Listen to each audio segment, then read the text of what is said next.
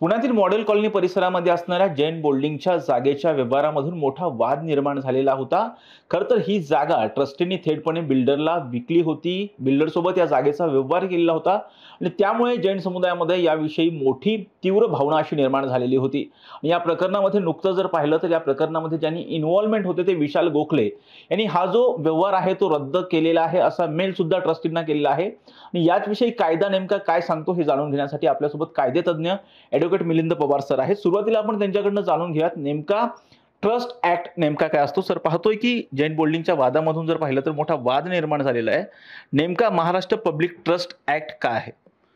त्याच्यामध्ये Maharashtra public trust act या कायद्यानुसार जेवढ्या काही ट्रस्ट आहेत, विश्वस्त संस्था आहेत, यांची नोंदणी तिथं केलेली असते. धर्मादाय आयुक्त म्हणजे ते सुद्धा एक न्यायाधीश असतात. म्हणजे आपल्या रेग्युलर जे आपलं कोर्ट आहे आमचं, सिव्हिल कोर्ट, सेशन्स कोर्ट, तर सेशन कोर्टच्या दर्जाचे त्या पदावरचे ज्यांनी इथं काम केलेलं आहे तेच एक न्यायिक अधिकारी म्हणून तिथं धर्मादाय आयुक्त म्हणून ते बसलेले असतात. जेवढ्या ट्रस्ट आहेत त्या सगळ्या ट्रस्टींची नोंदणी तिथं होती आणि त्या सगळ्या ट्रस्टचं मॉनिटरिंग, सगळ्यांवर देखभाल ठेवण्याचं काम धर्मादाय आयुक्तांचं असतं. मग ज्या ट्रस्ट असतात त्या ट्रस्टच्या मग दरवर्षीचा ऑडिट रिपोर्ट येणं, चेंज रिपोर्ट दाखल करून घेणं. आता समजा एखादी ट्रस्ट आहे, त्या ट्रस्टने काही ट्रस्टींच्या अपॉइंटमेंट केल्या, तर झालेल्या अपॉइंटमेंटला अप्रुव्हल देणं, काही ट्रस्टी बदलले असतील तर त्याचा चेंज रिपोर्ट ॲक्सेप्ट करणं आणि त्या धर्मादाय आयुक्तांच्या ज्या ज्या संस्था असतात त्यांच्या काही मिळकती असतील, स्थावर मिळकती, तर त्याची नोंद ही सगळी ट्रस्टकडे असते. संबंधित ट्रस्टच्या प्रॉपर्टी समजा काही विकायची असेल, घाण ठेवायची असेल, कुठं तारण ठेवायची असेल, तर ह्या संपूर्ण सगळ्या ह्याच्यावर निर्णय घेण्याचा अधिकार हा फक्त धर्मादाय आयुक्तांचा असतो. संबंधित ट्रस्टने एखादी मिळकत विकायची असेल तर त्या धर्मादाय आयुक्तांची परमिशन रीतसर घ्यावी लागते. ट्रस्टींना पहिल्यांदा विकण्या अगोदर किंवा तारण ठेवण्या अगोदर ठराव करावा लागतो.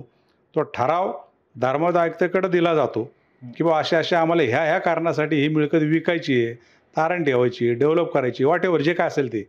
आणि धर्मादाय आयुक्तांना जर योग्य वाटलं तर त्या प्रकारची परवानगी तो देण्याचा अधिकार फक्त धर्मादाय आयुक्तांना आहे. तर या प्रकरणामध्ये जर पाहिलं तर ट्रस्टींनी ठराव केला आणि तिथं सांगितलेलं होतं की ही जागा जी आहे, म्हणजे मुळामध्ये ज्या ज्या ठिकाणी जैन बोर्डिंग आहे त्या ठिकाणी मोठ्या प्रमाणामध्ये विद्यार्थ्यांनी यापूर्वी हॉस्टेलमध्ये राहून शिक्षण घेतलेलं आहे. ते जे हॉस्टेल आहे ते जीर्ण झालंय असं सांगितलेलं होतं आणि त्याचबरोबर त्या ठिकाणी मंदिर आहे असं सुद्धा ह्या ट्रस्टींनी धर्मादाय आयुक्तांना कळवलेलं नव्हतं. नाही, मग तेच आता मी सांगितल्याप्रमाणे की संबंधित ट्रस्टींना असं वाटलं की बा आपली मिळकत आहे, तर त्यांनी MPT act, Maharashtra public trust act कलम 36 नुसार रीतसर धर्मादाय आयुक्तांना अर्ज करावा लागतो की अशी प्रॉपर्टी आहे, अतिशय जीर्ण झालेली आहे, आमचं हॉस्टेल होतं, तर ते आम्हाला विकायचं आहे, तारण ठेवायचं आहे किंवा रिडेव्हलपमेंटला द्यायचं आहे. अशा प्रकारचा सर्वानुमते ठराव केला असेल तर तो ठराव संबंधित धर्मादाय आयुक्तांकडे द्यायला लागतो. तो मंजूर करण्या अगोदर धर्मादाय आयुक्तांनी त्या सगळ्या प्रॉपर्टीची रीतसर व्हेरिफिकेशन करणं गरजेचं आहे. मग त्याचं व्हॅल्युएशन काय आहे, ती खरंच जीर्ण झाली का, त्याचा तसा अहवाल एक्सपर्टकडनं आला आहे का, ह्या सगळ्या गोष्टींची व्हेरिफिकेशन करून त्याला जर तारण ठेवायचं असेल किंवा कुठल्या बिल्डरला द्यायचं आहे किंवा कुठल्या बँकेला तारण ठेवायचं आहे किंवा पूर्ण विकायचं आहे, त्याची पूर्ण खातरजमा करून रीतसर ऑब्जेक्शन मागवायला पाहिजेत. त्याचं टेंडर काढावं लागतात. टेंडरसुद्धा काढताना ते टेंडर नेमके कुणी दिलेत, त्या टेंडरची जाहीर नोटीस काढली का, हा सगळा बघण्याचा अधिकार हा धर्मादाय आयुक्तांचा आहे. आणि धर्मादाय आयुक्तांना यामध्ये थोडी जरी असं वाटलं की हे सगळं करत असताना संबंधित विश्वस्तांचा काय फायदा होतोय का, विश्वस्तांच्या जवळच्या लोकांचा काय फायदा होतोय का, मग त्यामध्ये मित्र असतील, नातेवाईक असतील, याच्यामध्ये काही पॉलिटिकल लोक असतील तर त्यांचा काही इंटरफेरन्स आहे का, कोणी वेगळा प्रभाव टाकतोय का, या सगळ्या गोष्टींची खातरजमा जोपर्यंत होत नाही तोपर्यंत धर्मादाय आयुक्त परमिशन देऊ शकत नाही. आणि या उपर जर तशी परमिशन दिली असेल तर साहजिक आहे की मग ते परमिशन, ते झालेले ठराव, मग ते सगळे संशयास्पद होतात. त्यावर मग चौकशीची मागणी होती, जे ह्या पुण्याच्या प्रकरणामध्ये झालेली दिसतं असं एक वकील म्हणून मला वाटतं. तर या प्रकरणामध्ये जर पाहिलं तर सर, जे 3 त्या ठिकाणी जे बोली लावण्यात आलेली होती त्यामध्ये जर पाहिलं तर सर्व जे तिन्ही ज्या कंपन्या, गोखले असेल किंवा त्याचबरोबर बडेकर यांची कंपनी असेल किंवा रांजणे यांची कंपनी असेल, त्या तिन्हीचे फॉर्मॅट आहेत आणि त्याचबरोबर फॉन्ट हे सारख्याच पद्धतीचे होते. आता यामध्ये बरोबर आहे, ही चर्चा सगळ्या अगोदर कानावर आलीच. आता समजा टेंडर भरले गेले असतील तर त्याला काहीतरी तरी, आता टेंडरचं जास्त ते सगळं कॉन्ट्रॅक्टर लोकांचं काम आहे, पण रिंग केलेले टेंडर असं म्हणतात. रिंग केलेलं म्हणजे कसं की बा समजा मी टेंडर भरायचं 100 रुपयाचं, तुम्हाला सांगायचं तुम्ही भर 95 रुपयाचं आणि समोरच्याला सांगायचं तू भर 90 रुपयाचं. मग जास्त कुठलं आहे माझं 100 रुपयाचं. पण हे सगळे एकाच व्यक्तीचे टेंडर असतात. म्हणजे याची वाच्यता सुद्धा बाहेर जाऊ द्यायची नाही की जेणेकरून बाहेरचं टेंडरच त्यामध्ये यायला नको. अशा प्रकारचं रिंग करून जर टेंडर केलेलं असेल तर संबंधित ते व्यक्तीलाच मिळतं. आता या चर्चेतून असं दिसतंय की ते विशाल गोखले, मला वाटतं दुसरा काहीतरी रांजेकर, बडेकर हे सगळे एकाच ग्रुपचे आहेत. एकच ग्रुप आहे. मग एका नेत्याचं त्यामध्ये नाव आलं तर ते सगळ्या नेत्याशी कनेक्टेड असलेले ते ग्रुप आहे आणि म्हणून तो संशय वाढतो. मग हा जर संशय वाढला असेल तर धर्मादाय आयुक्तांनी हे सगळं मंजूर करण्याअगोदर ह्याची खातरजमा करायला पाहिजे होती. त्याचं व्हॅल्युएशन किती आहे, त्यावर कोणाची हरकत आहे का, त्याचा बाजारभाव किती आहे, ते जे हॉस्टेल आहे ते खरंच मोडकळीला आलं आहे का, तिथं मंदिर होतं का नव्हतं का, हे सगळ्या खातरजमा करून मगच ते टेंडर प्रक्रिया राबवून टेंडर मंजूर व्हायला पाहिजे होतं. लिगली गेलं असतं तर. पण जर तुम्हाला जर वेगळ्या उद्देशाने कोणाचा जरी फायदा व्हावा ह्या उद्देशाने किंवा पडद्याआड काही गोष्टी घडल्या असतील तर तुम्ही ताबडतोब ते मंजूर करू शकता, देऊ शकतो. आणि ह्या प्रकारामध्ये तेच घडलेलं दिसतंय असं एक वकील म्हणून माझं ऑब्झर्वेशन मला असं वाटतं. तर या प्रक्रियेमध्ये आता धर्मादाय आयुक्तांनी स्टे दिलेला आहे. ज्या वेळेला सगळा आरडाओरडा झाला, हे प्रकरण बाहेर आलं, खरं पाहिलं तर धर्मादाय आयुक्तांना एवढा अधिकार आहे की जर त्यांनी ह्या ट्रस्टींनी काही समाजाची दिशाभूल केली, आपली स्वतःची म्हणजे आयुक्तांची दिशाभूल केली असा संशय आला तर 41D 41E इन्क्वायरी धर्मादाय आयुक्त करू शकतात. तात्काळ संबंधित ट्रस्टींना बडतर्फ करू शकतात. एवढ्या पॉवर्स धर्मादाय आयुक्तांना आहे. पण हे सगळं झाल्यानंतर धर्मादाय आयुक्तांनी ताबडतोब जैसे ते करून टाकलं. जैसे ते यामध्ये कोणी करू नका. कारण त्यावेळेला त्यांच्या लक्षात आलं की यामध्ये काहीतरी गडबड आहे. पण खरं ही गडबड लक्षात येण्या अगोदरच संबंधित धर्मादाय आयुक्तांनी ह्या सगळ्या प्रकरणाची रीतसर चौकशी करून पेपरला जाहीर नोटीस देऊन हरकती मागून टेंडर प्रक्रिया बरोबर चालली की नाही हे सुद्धा सगळं ऑब्झर्वेशन करून मगच हे व्हायला पाहिजे होतं. पण त्यांच्या लक्षात आलं की बहुतेक ऐकता आपली दिशाभूल झाली किंवा आपल्याकडनं काहीतरी चुकलंय म्हणून लगेच जैसे ते केलं, स्टेटस को केला.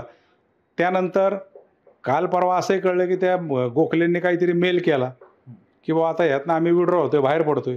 आता नुसता मेल करून व्यवहार रद्द होत नाही, त्याला आता कॅन्सलेशन डीड रीतसर व्हायला पाहिजे.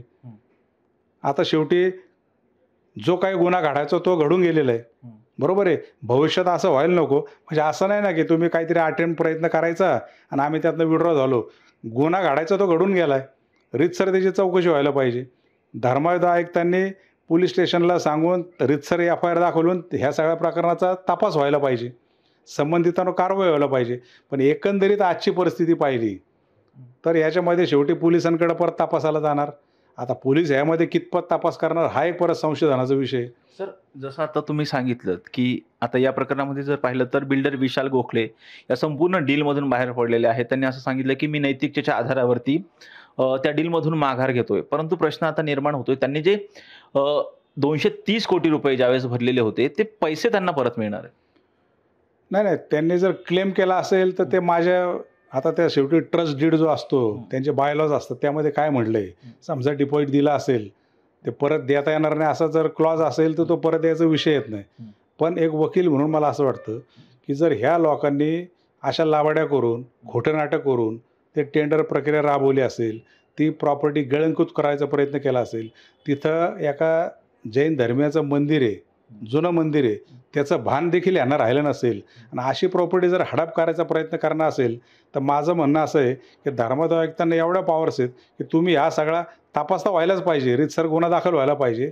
पण जे टेंडरसाठी पैसे भरले होते ते देखील जप्त करण्याचा अधिकार जर त्यांना असं वाटलं तर धर्मादाय आयुक्तांनी ते करायला पाहिजे असं एक वकील म्हणून मला वाटतं. कारण शेवटी ह्या प्रकरणात काय झालं की एका माजी आमदारांनी त्यावर आवाज उठवला, बरोबर आहे. आवाज उठवल्यानंतर आत्ताच्या सत्ताधारी पक्षातले काही लोकांनी प्रेस कॉन्फरन्स घेतल्या की विरोधकांनी आवाज उठवला ते देखील खोटे आहेत. शेवटी विरोधक म्हणजे कोण आहेत? आज जनतेचा आवाज आहे. आज काही गोष्टी मलाही पटत नाहीत, समाजातल्या 100 लोकांमध्ये 70 लोकांना पटत नाहीत. मग त्याचा आवाज म्हणून कोण आहे? विरोधक असतं. आज विरोधी पक्षाने आवाज उठवला, आम्ही तुमच्याकडे बघून घेऊ, आम्ही तुम्हाला सोडणार नाही, जशाला तसं उत्तर देऊ, तुमचे लफडे बाहेर काढू. मग हे जर सत्ताधारी बोलणार असतील तर सामान्य माणसाने विश्वास ठेवायचा कोणावर? शेवटी विरोधक जनतेचा आवाज म्हणजे विरोधी पक्ष असतात, विरोधी पक्षातले काही लोक असतील, त्यांनी आवाज उठवला, त्यांना तुम्ही रीतसर उत्तर द्यायला पाहिजे की जेणेकरून समाजाचं समाधान होईल. आमच्यासारख्या लोकांचं जे आपण सरळ मार्गी वागतो, आमचं समाधान होईल, हे सरकारने बघायला पाहिजे. आणि जर सरकार म्हणत असेल बघून वेळ सोडणार नाही, तर पोलिसात गेल्यानंतर न्याय कोणाला मिळणार आहे, कसा तपास होणार आहे? त्यामुळं सगळं एकंदरीत पाहता हे सगळी सिस्टीम सगळी हाताबाहेर गेलेली आहे, असं मला वाटतं. सर, आपण एक गोष्ट जर पाहिली सर, तर यामध्ये जे 230 कोटी आहेत, ते 230 कोटी धर्मदाय आयुक्तांना जप्त करण्याचे अधिकार आहेत. शेवटी धर्मदाय आयुक्त म्हणजे ते एक न्यायाधीशच आहेत आणि न्यायाधीशांना पूर्ण पॉवर्स आहेत. जर त्यांनी रिझनिंग दिलं की ह्या लोकांनी आमची अशी अशी दिशाभूल केली, संबंधित जैन हॉस्टेल कुठल्याही प्रकारचं आडगळीत पडलेलं नव्हतं किंवा त्याची पडझड व्हायला लागलेली नव्हती, पाडायची गरज नव्हती, असं असताना तुम्ही खोटा रिपोर्ट आम्हाला दिला. तिथं जैन लोकांचं मंदिर आहे, हे मंदिर अस्तित्वात असताना आमच्या पुढं तुम्ही रिपोर्ट दिला की तिथं मंदिरच नव्हतं.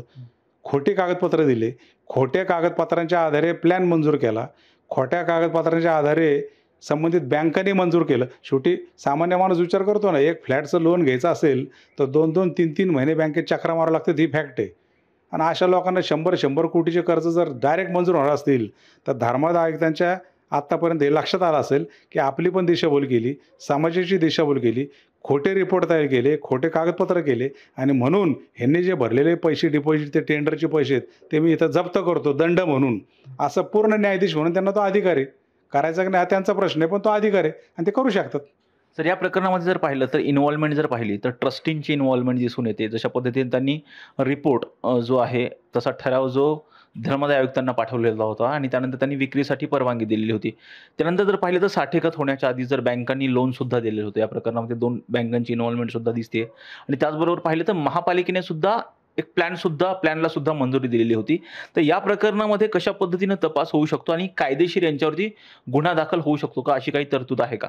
ज्या वेळेला धर्मादाय आयुक्तांच्या समोर लक्षात येईल की यांनी खोटी कागदपत्र बनवले, फोर्ज डॉक्युमेंट सगळे बनवले, खोटे प्लॅन दाखवले, बँकेलाही दिशाभूल केली की नाही माहीत नाही, पण हे सगळं व्हायच्या अगोदर बँकाही तुम्हाला कर्ज देतात, तुमचा प्लॅनही मंजूर होतो.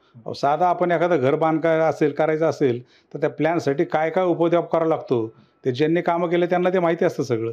आणि अशा ह्याच्यामध्ये तुमचे सगळ्या अर्धवट पेपरवर तुमचा प्लॅनही मंजूर होतो, बँकाही तुम्हाला 50-50, 100-100 कोटी देतात, मॉर्गेज काय ठेवलं आहे, ते प्रॉपर्टी खरंच ट्रस्टची प्रॉपर्टी आहे, क्लिअर टायटल होतं का नाही, बँक काही बघत नाही, तुम्हाला कर्जही देतं. म्हणजे एकंदरीत हा सगळा संशयास्पद व्यवहार आहे. संशयास्पद व्यवहार एकदा निष्पन्न होतो त्यावेळेला सगळा तपास पोलिसांनी दखल नाही घेतली तर न्यायालयामध्ये आपण 156 प्रेयर मागू शकतो की आम्ही पोलिसांकडे तक्रारी केल्या पण पोलीस प्रेशर खाली आहेत, दखल घेत नाहीत. न्यायालयाला आपण विनंती करतो की तुम्ही आदेश पोलिसांना द्या, पण शेवटी तपास करणारी यंत्रणा पोलीस आहे. आणि ह्या सगळ्या अशा वातावरणामध्ये शेवटी आज आपण बघतोय की महाराष्ट्रामध्ये देशामध्ये अनेक अशा गोष्टी घडत आहेत. महाराष्ट्राचा विचार केला अनेक प्रकारचे गुन्हे तपास होण्या अगोदरच आपल्या गृहमंत्रालयाकडनं स्टेटमेंट दिलं जाते की नाही नाही हे विरोधक राजकारण आणतायत, ह्याच्यामध्ये यांचा काही संबंध नव्हता, त्यांचा काही संबंध नव्हता. अरे तपास तर होऊ दे, शेवटी विरोधक मागणी करणार आहेत ना, तपास पोलीस करणार आहेत. आणि जर गृहमंत्रीच जर सांगत असतील की राजकारणाचा भाग आहे, विरोधक राजकारण आणतायत, यांचा काही दोष नाही, त्यांचा काही दोष नाही, आणि मग अशा वातावरणामध्ये ह्याच संबंधित जैन हॉस्टेलच्या संदर्भात आपण विचार केला, पोलिसांकडे जर तपास गेला, न्यायालयाने पाठवू द्या, धर्मादाय आयुक्तांनी पाठवू द्या, की वैयक्तिक समजा उद्या मीच म्हणलं की नाही नाही हे सगळं सामाजिक सगळं चुकीचं घडतं आहे, ह्यात तपास व्हायला पाहिजे, तर कुठल्या बेसवर तुम्ही अपेक्षा ठेवणार आहे की तपास त्यात होणार आहे? कारण शेवटी तपास केलेला रिपोर्ट हा न्यायालय देतो आणि केलेल्या तपासावर न्यायालय रिलाय होतं, अवलंबून असतं. शेवटी काय तपास करायचा हा पोलिसांचा अधिकार आहे. आणि एक वकील म्हणून असं मला वाटतं की पोलिसांच्याकडं जरी डायरेक्ट FIR गेली, कोर्टाकडनं गेली, तर तपास कितपत योग्य होईल हा सगळा साशंकतेचा विषय. तपास योग्य होणार नाही आणि परत जैसे ते सगळी परिस्थिती राहील असं मला वाटतं. सर, तपास कशा पद्धतीनं होईल तो पोलिसांचा विषय आहे, परंतु या प्रकरणामध्ये कशा पद्धतीचे गुन्हे दाखल होऊ शकतात? कारण बघितलं तर यामध्ये महापालिकेच्या अधिकाऱ्यांची सुद्धा इन्व्हॉल्वमेंट दिसते. ज्या पद्धतीचा प्लॅन सँक्शन मंजूर झालेला होता, त्याचबरोबर बँकेचे अधिकारी असतील किंवा ट्रस्टी असतील किंवा धर्मदाय आयुक्तांना अंधारात ठेवून त्या ठिकाणी जैन मंदिर नाहीच आहे असं दाखवण्यात आलेलं होतं, किंवा यामध्ये इन्व्हॉल्व झालेले जे काही बिल्डर्स असतील त्यांच्यावरती कशा पद्धतीने आणि कोणत्या स्वरूपाचा गुन्हा दाखल होऊ शकतो आणि त्या गुन्ह्याच्या अंतर्गत त्यांना काय शिक्षा होऊ शकते? आता याच्यामध्ये खोटी कागदपत्र करणं म्हणजे पहिली गोष्ट फसवणूक करणं. आता जुना IPC घेतला तर 420, बरोबर आहे, फसवणूक करणं, 420, 467, 468, 471 खोटी कागदपत्र करणं, 467-68चा विचार केला तर त्याला जन्मठेपेपर्यंत शिक्षा आहे. 471 खोटी कागदपत्र तयार करून त्याचा वापर करणं, म्हणजे 420, 67, 68, 471, 472 या खाली गुन्हे दाखल होतील. 120B म्हणजे कॉन्स्पिरसी, ह्या सगळ्यांनी मिळून संगनमत करून समाजाची, ट्रस्टची, ट्रस्टींची, धर्मदायकांची दिशाभूल केली. 120B लागेल. आणि सगळ्यात महत्त्वाचं म्हणजे करप्शन, की यांनी सगळ्या गोष्टी मार्गाने म्हणजे भ्रष्टाचार करून हे सगळं प्रकरण शिजवलं, असं त्याचं आपल्याला त्याला म्हणता येईल. ह्या फौजदारी स्वरूपाचे गंभीर स्वरूपाचे गुन्हे दाखल होऊन त्यावर कोणीतरी ज्युडिशियरीला मॉनिटरिंग करून जर तपास केला तर ह्यामध्ये दूध का दूध ज्याला आपण म्हणतो, की कुणी खोटे कागदपत्र केले, खोटे रिपोर्ट कुणी तयार केले, कुठं सबमिट केले, हे सगळं खोटं माहिती असताना तुम्ही बँकेत कर्ज देताय, प्लॅन मंजूर करताय, संबंधित ते अधिकारी, हे सगळे जोपर्यंत डीपमध्ये तपास होत नाही तोपर्यंत या दोषींवर कारवाई होऊ शकत नाही. आणि जर तपास झाला तर 100% यामध्ये सगळे त्यामध्ये दोषी सापडतील. त्यामध्ये कॉर्पोरेशनचे लोक असतील, बँकांचे लोक असतील, बँकिंग रेग्युलेशन ॲक्टचं तुम्ही उल्लंघन केलं, म्हणजे कुठलेही कागदपत्र न बघता कोटीचे कर्ज मंजूर केले, कुठले कागदपत्र न बघता घाईघाईने प्लॅन मंजूर केला, मग हे कोणाच्या प्रभावाखाली केलं? यासाठी डीपमध्ये तपास होणं, मुळापर्यंत तपास होणं गरजेचं आहे. ते झाला तर समाजाला न्याय मिळेल असं एक वकील म्हणून मला वाटतं. सर, त्यांनी डीलमधून माघार जरी घेतलेली असेल तरी गुन्हा झालेला आहे, गुन्हा घडलेला आहे, त्यामुळे अशा पद्धतीची जे आहे तो गुन्हा दाखल होऊ शकतो. त्यामुळे जर आपण पाहिलं तर गुन्हा घडलेला आहे. गुन्हा त्यांनी तो अटेम्प्ट केला, म्हणजे समजा आता बघा हे मीडियामध्ये आलं किंवा काही लोकांनी त्यावर आवाज उठवला म्हणून हे प्रकरण बाहेर पडली वस्तुस्थिती. पण समजा हे नसतंच आलं तर हे सगळं असंच, म्हणजे ते कुणी कोणाला जुमानलं नसतं. प्लॅन मंजूर झाले होते, बँकेचे कर्ज मिळाले होते, आत्तापर्यंत त्यांनी ते बिल्डिंग सगळ्या पाडून खोदाई करून पाया घेण्यापर्यंत खाली मजल गेली असते. कारण हल्लीच्या काळात मशिनरी, पैसा काय प्रॉब्लेम नाही, बरोबर. ह्याच्यामध्ये मोठमोठे जर लोक इन्व्हॉल्व असतील तर यांना कोणी अडवू शकत नाही, ही वस्तुस्थिती. म्हणजे थोडक्यात काय, की यांनी गुन्हा करायचा प्रयत्न केला, उघडकीस आला आणि म्हणून लगेच माघार घेतली. पण गुन्हा घडायचा तो घडून गेलेला आहे. गुन्हा काय घडला आहे? खोटी कागदपत्र केली, धर्मदायकांची दिशाभूल केली, बरोबर आहे. गैरमार्गाने सगळं लोन मंजूर करून घेऊन कॉर्पोरेशनची दिशाभूल करून प्लॅन मंजूर केले असतील तर ह्या सगळ्या दोषींना रीतसर, निदान गुन्हा तर घडला ना, तर ह्या गुन्ह्याचा रीतसर तपास होऊन यांच्यावर कारवाई करायची म्हणले तर करू शकतात आणि ते व्हायला पाहिजे. खरं तर बघतोय की आपण जैन बोल्डिंगच्या जो वाद निर्माण झालेला आहे त्या प्रकरणामध्ये जे ट्रस्टी आहेत, त्याचबरोबर यामध्ये ज्यांची इन्व्हॉल्वमेंट आहे, त्यांनी चुकीच्या पद्धतीनं कागदपत्र तयार करून कुठेतरी धर्मादाय आयुक्तांची फसवणूक केलेली आहे. त्या प्रकरणी त्यांच्यावरती फौजदारी स्वरूपाचा गुन्हा दाखल होऊ शकतो असं ॲडव्होकेट मिलिंद पवार सर यांनी सांगितलं आहे. व्हिडिओ जर्नलिस्ट हर्षद मुजुमदारसह राजरत्न जोंधे, टॉप न्यूज मराठी, पुणे. तुमची car, electric panel, data server आगीपासून सुरक्षित आहे का? नाही? मग आजच बसवा F Protect temperature activated fire suppression device. यामध्ये आहे eco friendly non toxic pressurised liquid, जे आग लागल्यास क्षणार्धात ॲक्टिवेट होऊन आगीवरती मिळवते नियंत्रण. बसवण्यास अतिशय सोपे आणि सुटसुटीत. टेकालिपचे एक दर्जेदार उत्पादन एफ प्रोटेक्ट.